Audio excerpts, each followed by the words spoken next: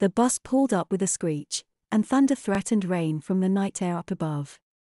Great. And us with no umbrellas. Great. Just great. Typical. The driver, a middle-aged Amazon man with a pot belly, looked down at us. He was scanning up and around for any Amazons, our mommies or daddies. Coming up, or do you need help? Just a moment, Catherine said. We climbed up onto the bus.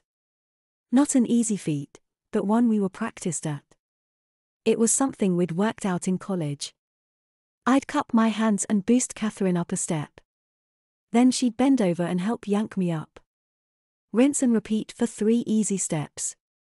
It was how we worked public transportation in Oaks Higher, the only difference being that Catherine had to make sure to hold onto our box of leftovers from dinner. That was Catherine's lunch tomorrow. The driver looked down at us and checked our bus passes. Nice, he said, sounding genuinely impressed. Very ingenuitive. Thanks, Catherine said and then threw me a look. Ingenuitive. There was a backhanded compliment.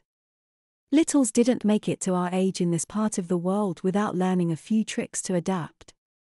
At least he didn't say mature, or grown up.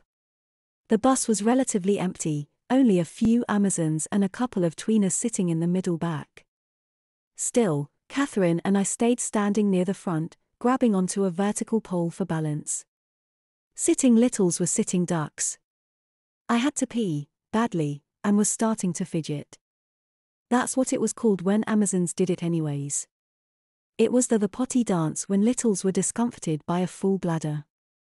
I hoped the moving and shaking of the bus over bumpy roads would obfuscate it. We started moving. The hum of the moving vehicle was interrupted only by the occasional squealing brakes at a stoplight, or the low warning of thunder. Catherine leaned over and gave me a peck on the cheek. Nothing major. Nervous habit.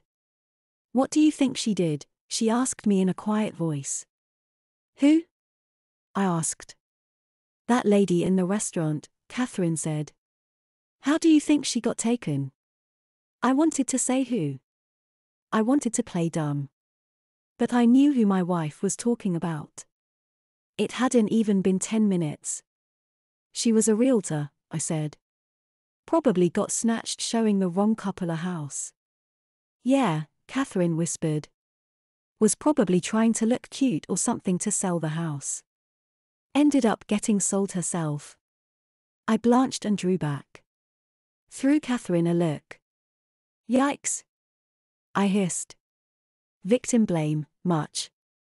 Catherine got this sour look on her face. Morally? No. Tactically? Yes. So you think she wore something just a little too cute and that it's her fault that that happened to her? I didn't even know why I was asking. I kind of agreed. My wife reached over and tugged on my goatee a bit. Isn't that why you have this? Dang it. I thought it was because I looked good with it. You do look good with it, she said. But that's not the only reason.